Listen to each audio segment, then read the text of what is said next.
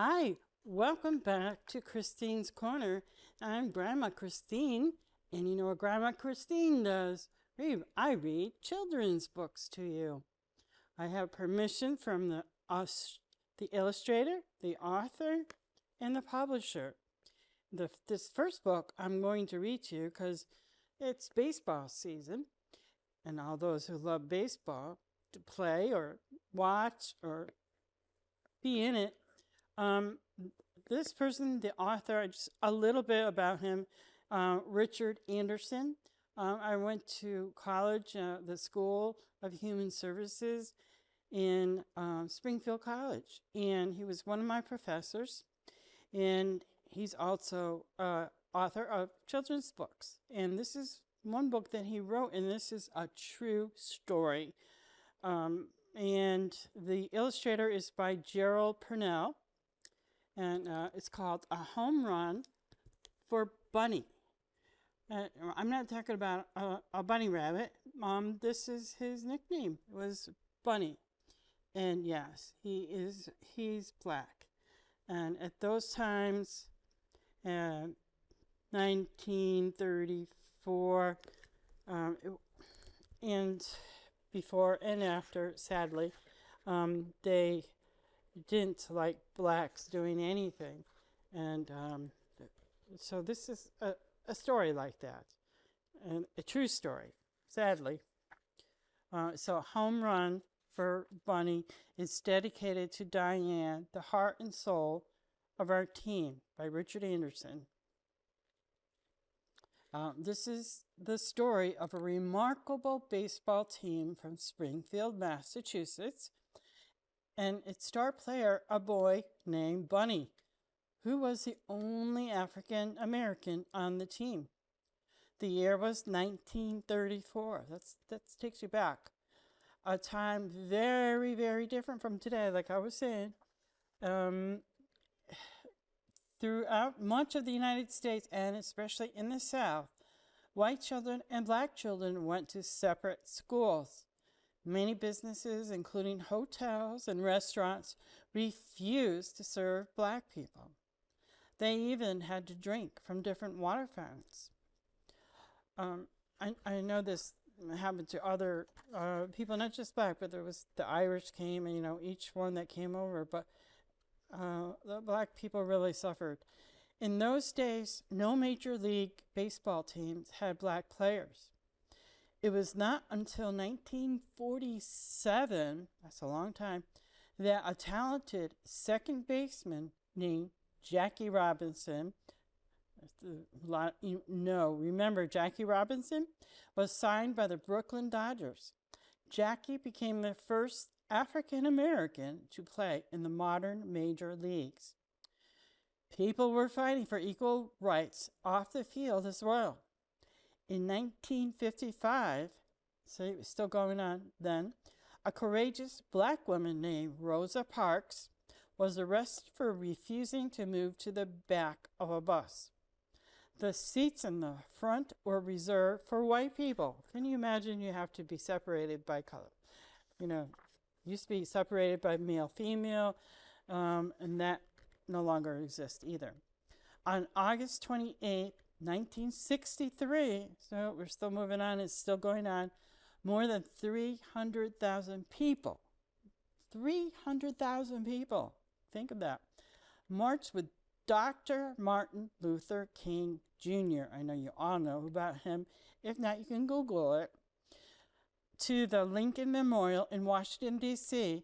On that hot summer afternoon, Dr. King delivered his historic "I Have a Dream" speech, calling for a day when people would be judged not by the color of their skin, but by the content of their character. This is Dr. Martin Luther King Jr.'s words. Although the story of Bunny Taliaferro and his remarkable Springfield team is not widely known, it honors and celebrates an important event in the history of America's struggle for racial equality.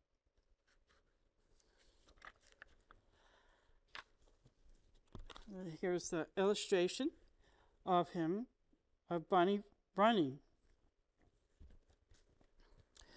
I never liked Bunny Talaferro. How could you, with a name like Bunny? He wasn't even Italian. His real name was Ernest. But everyone called him Bunny because all he did was run. Everywhere, to and from school, on errands for his mom and dad. He even ran around the block while waiting for his friends to come out and play. He loves to run. Yes, Bunny could run fast, and he could throw too. When we were only 8, I saw him hurl a snowball from across his backyard to keep a squirrel from stealing the birdseed. Bunny's first baseball mitt was the old-fashioned kind with the 3 fingers. I put my fingers in those. That's very hard. His mom had to stuff it with rags and lace it back up before he could use it. An old tire his dad hung from a tree in their backyard became Bunny's first strike zone. See? That's what he used to aim to get across the plate. And if he got through the hole, then he was right on the mark.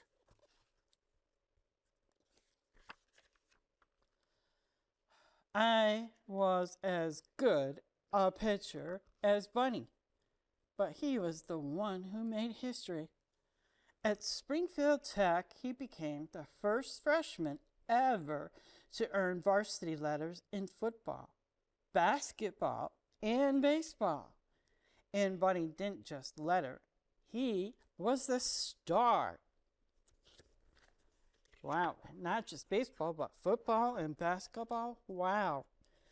When our schools met in the city football championship, Bunny rushed for more yards than all our running backs combined.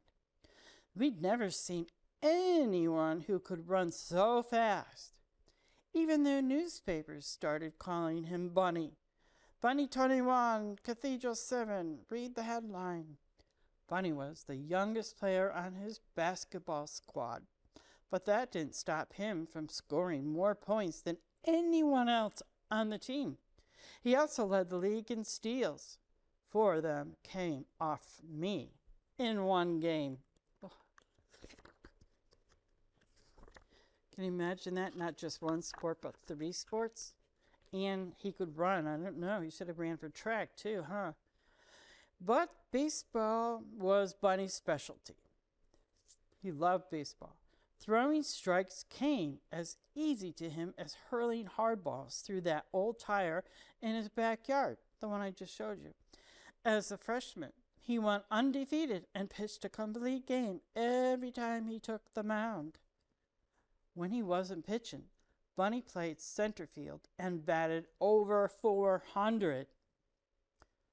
I don't know anything about that, but that sounds pretty high. He had more hits, scored more runs, and stole more bases than anyone else on the team. The only thing he didn't do was strike out. I've struck out. It's not a good feeling. Baseball was my specialty too. And though my team wasn't as good as Bunny's, we won every game I pitched. When the school season ended, we were both picked for the American Legion All-Star team. Who would have guessed we'd wind up wearing the same colors after competing against each other so many times? Both of us pitched really well all summer, but I had to warm the bench between my starts while Bunny made a name for himself playing center field. With his amazing speed, he was able to catch balls other outfielders could never have reached. He also threw out a lot of baseball runners who normally would have been safe. I hated to admit it, but Bunny really was the better athlete. Do you play baseball? I played baseball when I was younger, and softball. Our team lost only once all summer, and it was one of the games I pitched. Wouldn't you know it? After taking the league title, he sailed through the Massachusetts Championship Series with Bunny tossing shutouts in both games. Bunny pitched another shutout in the opening game of the New England Championship Series, along with stroking 2 home runs and stealing 6 bases. He even picked off a runner at third. How often have you seen a pitcher do that? The next day, I did something Bunny never did. Allow only 4 hits and 1 walk in an 11-inning shutout. Next stop, the Eastern Regionals in Gastonia, North Carolina. When we boarded the train with Coach Steer and our team manager, Mr. Harris, we were all a little nervous, but also very excited. None of us had ever traveled so far from home before. All I knew about North Carolina was that it was south of Massachusetts. Well, look at this big train that they're going to go on. We still have these trains, but that's pretty cool, huh? Have you traveled outside of your state, Connecticut? We knew something was wrong. Just after the train pulled into Gastonia, the band that had been playing walked off as soon as they saw Bunny step onto the platform. Why do you think they did that, right? Because he was black. Sad. Then the bus pulled away, leaving us stranded. We had to carry our bags and equipment all the way to the hotel. That's just awful. When we got to the hotel, the manager told Mr. Harris, "Colored folks ain't allowed to sleep here, so we've arranged for your boy to stay with a local Negro doctor." "Bunny is a member of this team," Mr. Harris replied. "Where the team goes, he goes." At this point, an official from the American Legion spoke up. "Since this law doesn't include servants, can't the boy be registered as the coach's valet?" "Bunny is not a servant," Coach Steer growled. "He's going to be treated like every other member of this team. Then he'll have to sleep in your room on a cot," the manager insisted. "We can't have no colored boys sleeping in a bed for white people." Oh, God, can you imagine that being talked to? Bunny looked like he wanted to sink through the cracks in the floor. "Wouldn't you?" Yeah. "I don't want to cause any trouble," he mumbled. "You're not the one causing trouble," Mr. Harris fumed. "You deserve to sleep in a real bed just like everyone else." That afternoon, we held our first practice.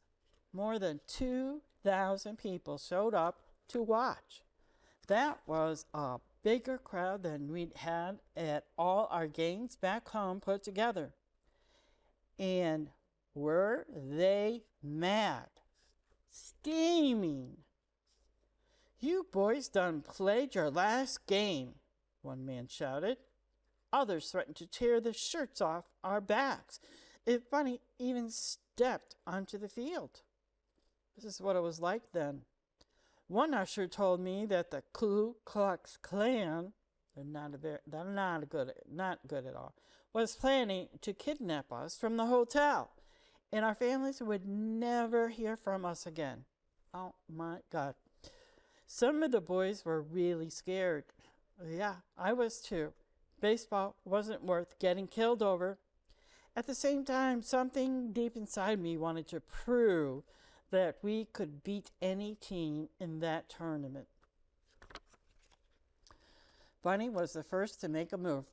He grabbed his bat, stepped up to the plate, and started taking cuts at imaginary pitches. When Coach Steer told us to take our positions on the field, for once I was glad to be warming the bench. More threats and jeers filled the air as Coach made his way to the mound. "Batter up," he called. Bunny lined the first pitch over the left field fence. That silenced the crowd, but only for a second.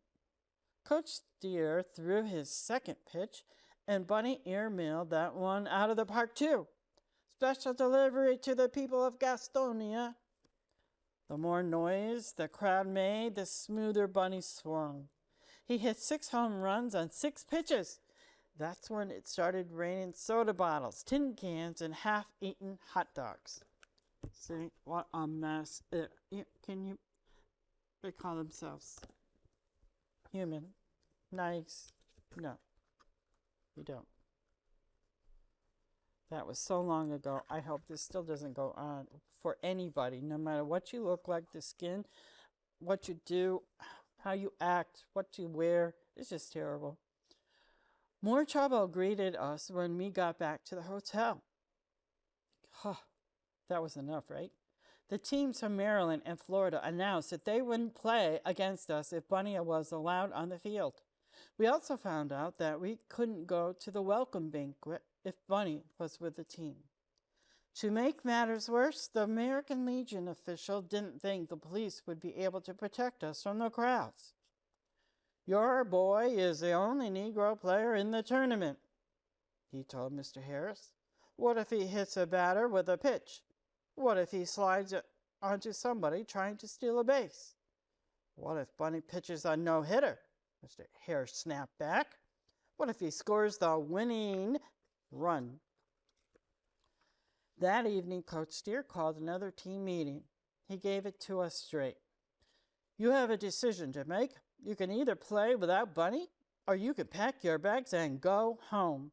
If you leave now, the national finals in Chicago are out. The choice is yours." They're all here. They're thinking, right? Tony King, our team captain, spoke first. Bunny had broken every one of Tony's records from the summer before, but he didn't hesitate. "There is no choice. Bunny is a member of this team. If he doesn't play, neither do I." Good for the team. Good. I knew I could have pitched us to victory in Gastonia, but I also voted to go home. So did every other player. Bunny came through for us all summer long, and now it was our turn to do the same for him.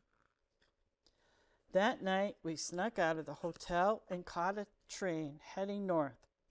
It had to make a special stop just for us. Bunny was the first to speak.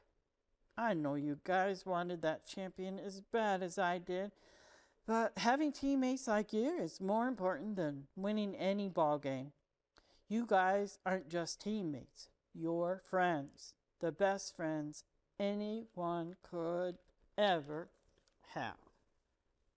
That's what makes a team. You're together, and no matter what happens, you stay together. That's a team." Good for them. And when they arrived, there was the whole crowd of people were there, and a sign, "Welcome Heroes." See that? That was their town of Springfield, Massachusetts. This is a true story. News of what had happened in North Carolina reached Springfield before we did. When the train pulled into the Union Station, a huge crowd, even bigger than the one in Gastonia, was waiting to greet us. The people cheered wildly and held up signs calling us heroes and champs. Flashbulbs lit up the night like fireworks. Looking back now, nothing we did on any ball field compares with what we did on August 23rd, 1934.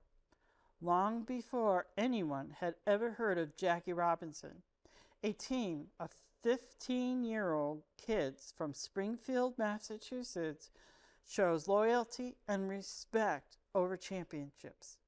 Without swinging a single bat, we'd hit a home run, not just for Bunny, but for people everywhere.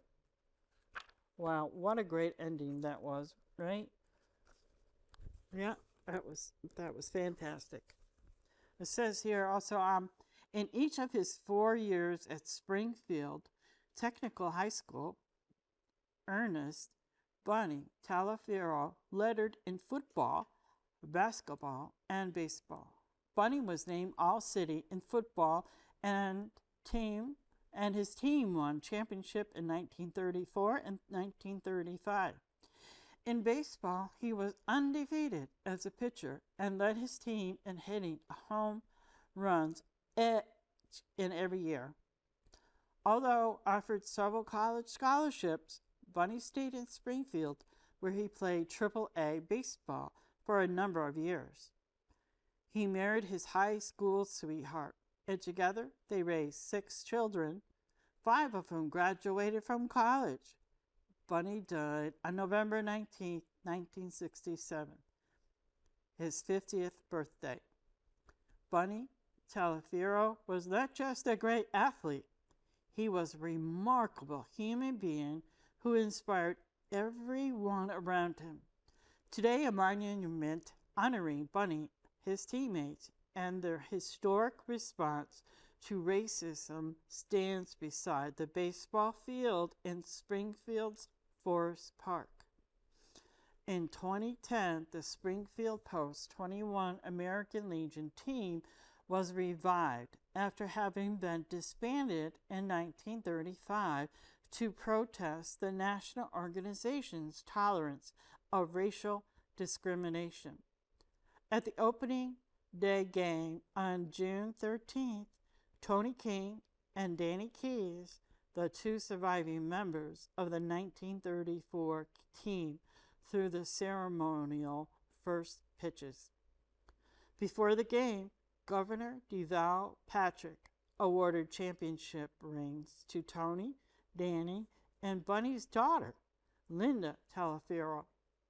What those kids said so loudly in 1934 resonates through the decades, Miss Talaferro told the crowd, and in one voice. On August 22, 2010, Tony and Danny were again asked to throw ceremonial first pitches, this time at a Boston Red Sox game in Fenway Park. Wow. A notable change from earlier days when Boston was the only major league team without an African American player. The cover image, the players shown in the background are the actual boys who represented Springfield Post 21 in the American Legion Championships of 1934. From left to right, they are Jimmy Lawler, Franny Luce, Bobby Triggs, Captain Tony King, Danny Keys, Kaiser Lombardi, Johnny Coffey, Ray O'Shea, Joe Kelly, Franny O'Connell, John Malguti, I hope I'm saying these names right, I apologize if I don't, Louis Grandolski, Freddie Lazik, and Joe Cocut. Mascot Joe Carmody is seated in front. So it's very small, but you can see them right in the front of this book. And it's the Illumination Arts Publishing Company, LLC. How different it is today when we have a black governor in Massachusetts and a black president as the head of our country we had. Sports were meant to bring people together, not to separate them because of their color. Tony King, age 95, team captain, American Legion Post 21, summer of 1934. And it just says, big sign, welcome our heroes. So thank you. There was a little history of our country, and thank God, or hopefully it doesn't happen today. And thank you for tuning in. I love you. See you soon.